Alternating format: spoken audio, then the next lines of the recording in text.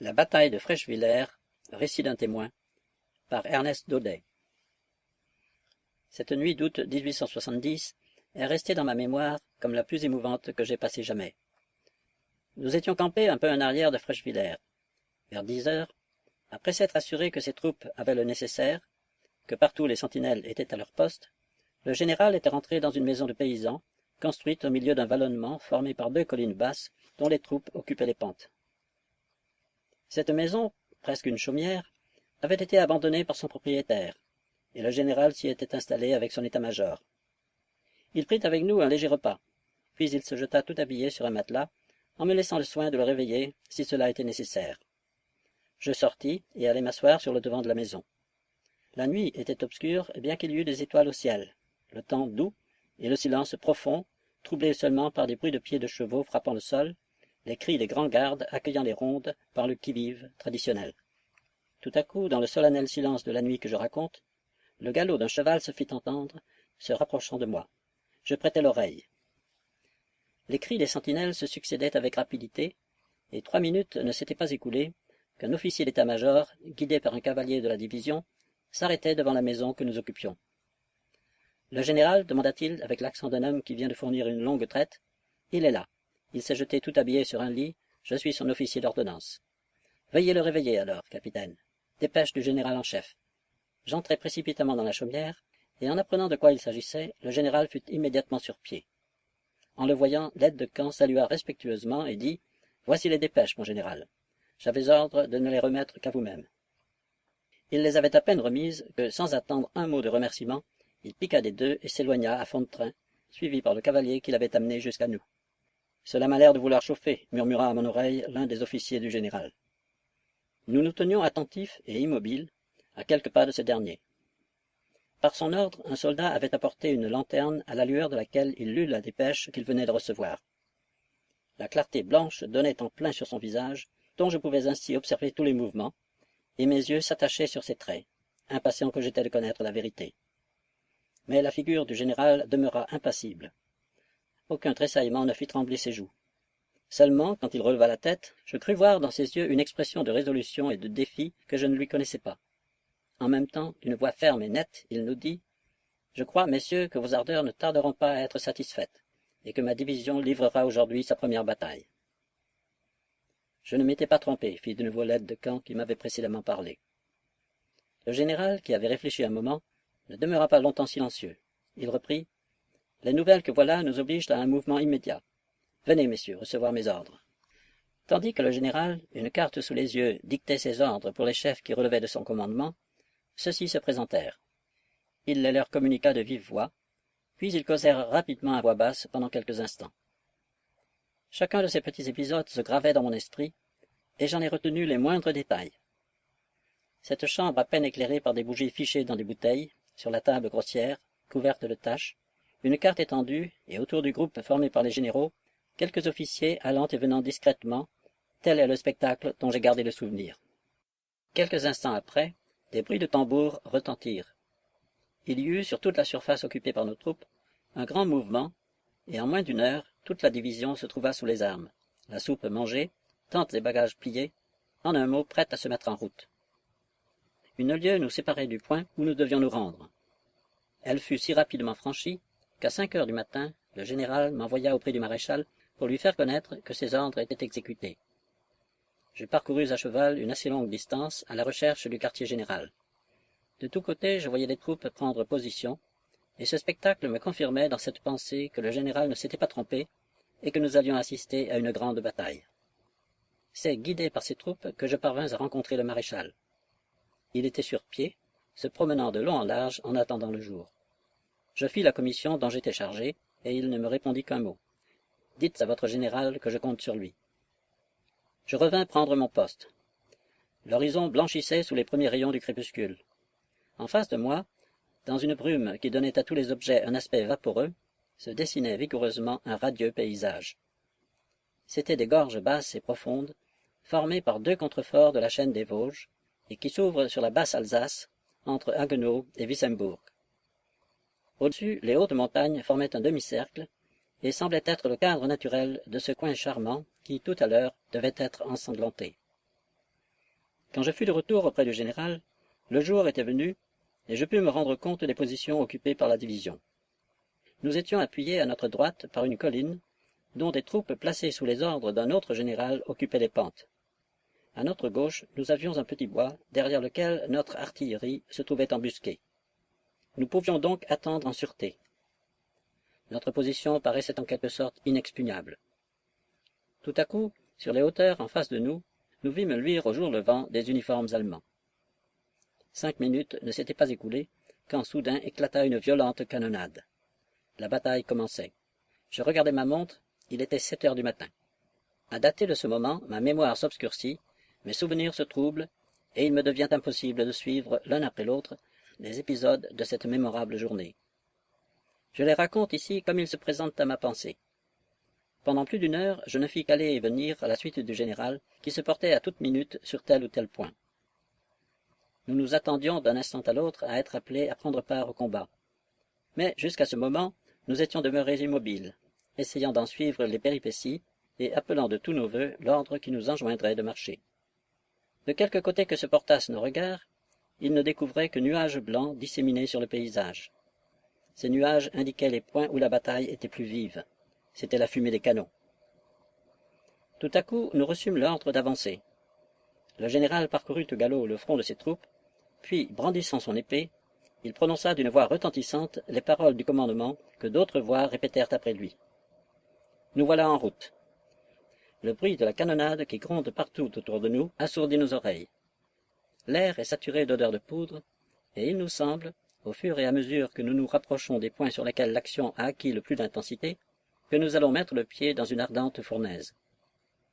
Nous débouchons brusquement dans une plaine où des masses de troupes sont engagées. Je distingue alors nettement nos soldats rapprochés de minute en minute des bataillons allemands. Les nôtres sont éprouvés déjà cruellement par les batteries prussiennes qui tirent incessamment et qui nous causent de grandes pertes. Mais elles n'arrêtent pas leur ardeur, surexcitées par le bruit qui s'est répandu que la droite de l'ennemi est repoussée. Nous passons à notre tour sous les feux de ces batteries. Devant nous, et protégée par elles, est massée l'infanterie allemande. C'est sur ce point que nous nous dirigeons. Mon sang s'échauffe, ma chair tressaille, ma bouche est sèche, et je suis moi-même surpris que mon cœur n'éprouve aucune pitié devant les morts qui tombent autour de moi. Ils sont déjà nombreux. On voit les cadavres épars, encore dans l'attitude qu'ils ont prise en tombant. Puis ce sont les blessés dont les cris déchireraient l'âme, s'il ne suffisait de quelques minutes pour la guérir et la rendre insensible aux tragédies de ce sanglant spectacle. Au milieu de ce vacarme effroyable, je suis arrêté tout à coup par une voix qui crie « Capitaine, capitaine, par pitié !» Je me retourne. Au pied d'un chêne, un jeune chasseur de Vincennes est étendu. Son visage est imberbe. Il est blond, et en le voyant de près, il me semble que c'est un enfant. Ses 2 jambes sont brisées, et il attend la mort en disant au chirurgien qui essaye de le soulager « Laissez donc, monsieur le major, il n'y a rien à faire. »« Vous m'appelez, mon ami ?» lui dis-je en poussant mon cheval vers lui. « La bataille est-elle gagnée ?» me demande-t-il fiévreusement. « Elle commence à peine. » Ma foi, tant pis. Avant de mourir, j'aurais voulu savoir. Il s'arrête. L'horrible souffrance qu'il éprouve lui coupe la parole. Mais cette crise dure à peine quelques secondes, et alors je vois le pauvre petit chasseur, se redressant autant qu'il peut le faire, la face livide, l'œil assombri déjà par la mort qui s'avance, et je l'entends crier « Vive la France !» Puis il retombe. À ce cri d'héroïque soldat succède une plainte d'enfant, et je n'entends plus que ces mots coupés par des hoquets d'agonie. « Maman, chère maman. » Nom de nom, que faites-vous donc là, Rocheret? Je me retourne brusquement. J'ai reconnu la voix de mon général. Je m'arrache au navrant spectacle que je viens de décrire. Je suis mon chef qui regarde et encourage ses troupes formées en bataillon. Elle s'avance, en obligeant l'ennemi placé devant elle à redoubler son feu roulant et non interrompu. Nous ne sommes plus qu'à une courte distance des bataillons allemands. Encore une minute, et nous allons les aborder à la baïonnette. Nous nous préparons à combattre avec acharnement, car ceux qui sont en face de nous ont l'avantage de la position. Placés sur une hauteur couronnée par leur artillerie, ils nous menacent d'une manière terrible. « Allons, mes enfants !» crie et répète le général qui galope autour de sa division en nous entraînant à sa suite, sans se soucier des balles qui sifflent à ses oreilles et des obus qui éclatent devant nous. « Allons, il va falloir grimper là-dessus. Du courage et du jarret surtout. » Ce n'est rien que quelques mots, mais cela suffit pour encourager les soldats. nous nous élançons sur ces pentes heureusement peu abruptes. Tout à coup, sur la droite de l'ennemi, venu on ne sait par où, apparaît, comme par enchantement, en poussant des cris terribles, une véritable nuée de démons. Ce sont des Turcos, facilement reconnaissables à leur teint et à leur costume. Je ne saurais traduire l'effet qu'ils produisent. Ils causent aux Allemands une profonde terreur qui nous aide à avoir raison d'eux. Semblables à des chacals, les Turcos qui les ont surpris se jettent dans leurs rangs, combattant les uns avec la baïonnette, les autres à coups de crosse. C'est une lutte corps à corps, pleine d'imprécations et de hurlements sauvages. Les corps tombent sous les coups, et nous rendons aux Allemands tout le mal que depuis 3 heures ils nous ont fait. Quant aux Prussiens, c'en est fait d'eux sur ce point. Ils ne battent pas en retraite, ils fuient pêle-mêle, terrifiés, sourds aux cris de leurs officiers, et poursuivis par les Turcos, auxquels la pitié est inconnue, et qui tuent impitoyablement. L'artillerie qui nous menaçait tout à l'heure ne se fait plus entendre. Nous ignorons ce qui se passe d'un autre côté, mais pour notre part, nous avons gagné la partie. Il est environ midi. Mettant pied à terre un moment, je bois une gorgée d'eau-de-vie que me présente un soldat. Puis je regarde, tâchant de deviner où en est la bataille.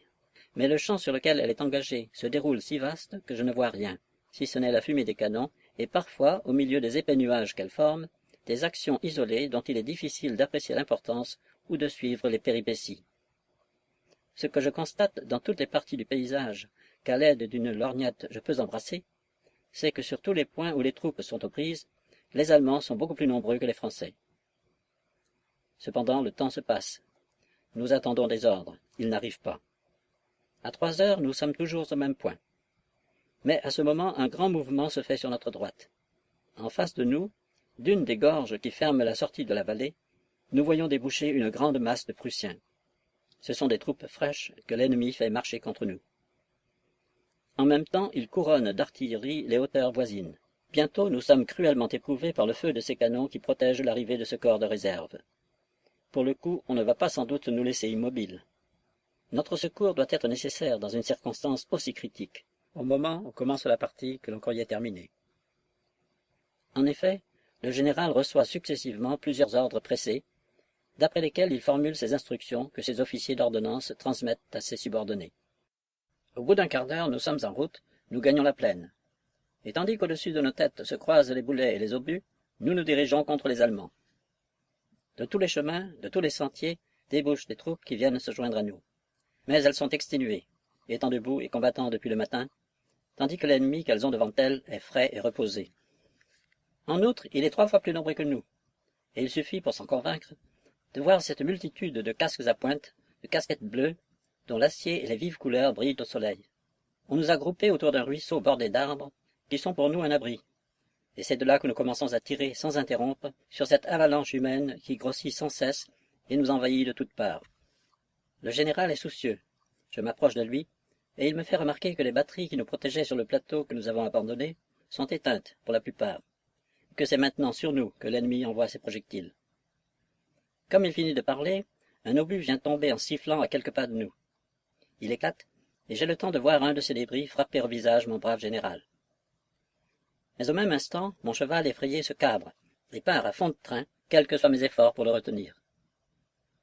En quelques minutes, je franchis une énorme distance, et je vais me jeter dans un groupe de cuirassiers qui poursuivent des Uhlans. Je me joins à eux. Mais que pouvons-nous faire contre cette effroyable accumulation de troupes et de canons?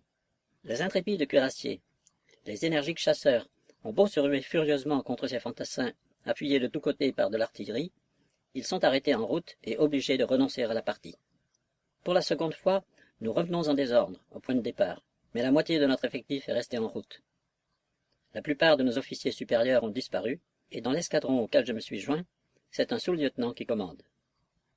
Tandis que d'un œil désespéré, la rage au cœur, impuissant, vaincu, nous ne demandons qu'à mourir, nous voyons arriver vers nous le maréchal, entouré seulement d'un petit groupe d'officiers. Ses vêtements sont couverts de poussière et de boue, son visage est noirci en maint endroits, comme par des traînées de poudre. Une flamme sombre anime son regard. Il fait quelques pas vers le général qui nous commande et lui dit « Général, il faut charger là-dessus. » En prononçant ces paroles, il a mis pied à terre et de sa main droite qui tient une grosse lorgnette noire, il désigne la masse confuse des Prussiens. « Maréchal, nous avons chargé 2 fois. J'ai perdu la moitié de mes hommes. et à son tour il montre au commandant en chef ses escadrons décimés, et parmi les cavaliers qui lui restent, un certain nombre en train de panser les blessures légères qu'ils ont reçues pendant les charges héroïques qui viennent d'avoir lieu. Peu importe, général, il faut recommencer, il le faut. Le général, qui avait mis pied à terre, ne réplique pas, s'incline et se dirige vers son cheval. Mais le maréchal fait 2 pas derrière lui, l'appelle, l'arrête d'un geste et ajoute « Oui, il le faut. Mais auparavant, général, embrassons-nous. » Les 2 vieillards échangent une accolade. Puis ils remontent à cheval. Et tandis que l'un s'éloigne, l'autre crie d'une voix retentissante « Cuirassiers, en avant !» Un formidable hurrah retentit. Et comme nous avions le diable au corps, électrisé par un patriotisme désespéré et par je ne sais quel attrait que la mort semble avoir pour nous en ce moment, nous nous élançons de nouveau. Ébranlant le sol, nous traversons la plaine. À peine avons-nous fait quelques pas que les obus et les balles pleuvent sur nous, drues comme grêle, et causent dans nos rangs d'indescriptibles ravages. Chevaux et cavaliers roulent pêle-mêle, et, détail horrible, nous sommes si violemment lancés que nous ne pouvons retenir nos chevaux qui passent sur les malheureux désarçonnés et les écrasent. Le feu de l'ennemi redouble d'intensité. Évidemment, notre audace confond les Allemands et accroît leur fureur. Mais cette fois, rien ne nous arrête. Nous serrons les rangs à mesure qu'ils s'éclaircissent, et nous venons enfin nous heurter contre les citadelles vivantes, hérissées de baïonnettes, qui se sont abaissées pour nous recevoir. C'est un choc terrible, une confusion inexprimable, un spectacle qu'on ne décrit pas. Je ne sais comment il se peut faire que je me trouve au milieu de Prussiens qui, successivement, tirent sur moi à bout portant sans m'atteindre. Plus heureux, j'en étends 2 à mes pieds avec mon revolver. Un officier à cheval bondit alors de mon côté, le sabre levé. Je suis perdu, car au même instant j'ai senti pénétrer dans la main qui tient mon arme la pointe d'une baïonnette, et je me trouve ainsi désarmé. Heureusement, mon cheval se cabre, se dresse avec épouvante sur ses jarrets, et c'est sur son poitrail que tombe le coup qui m'était destiné, et qui d'ailleurs ne lui cause qu'une blessure sans gravité. Je cherche une issue et me voilà de plus en plus pressé. Mais une voix se fait entendre. « Nous voilà, capitaine. Attendez, canaille !» Je vois un sabre luire au soleil et tomber lourdement sur le cou de l'officier qui m'a menacé. Il est renversé sur son cheval. Je suis libre de ce côté, et mes libérateurs sont 3 cuirassiers qui, en me voyant perdu, ont couru à mon secours. Je leur rends grâce. « C'est inutile, mon capitaine, » dit le plus âgé d'entre eux. « Le plus important maintenant, c'est de décamper. Il ne va pas faire bon pour nous ici. Nous nous frayons un passage, et, étant parvenus à nous dégager, nous nous mettons à galoper côte à côte. Un petit bois se trouve à notre droite. Nous nous y jetons. Un grand nombre de fuyards ont fait comme nous, et je suis frappé en constatant que nous pourrions encore former un solide noyau. Je fais part de mon sentiment au cuirassier. Il me répond simplement « Dame, si vous pensez que ce soit utile. » Je vais élever la voix pour arrêter ceux qui fuient, mais je vois arriver vers nous plusieurs officiers d'état-major. Un d'eux me crie en passant « Je porte l'ordre de faire sonner la retraite. La bataille est perdue. »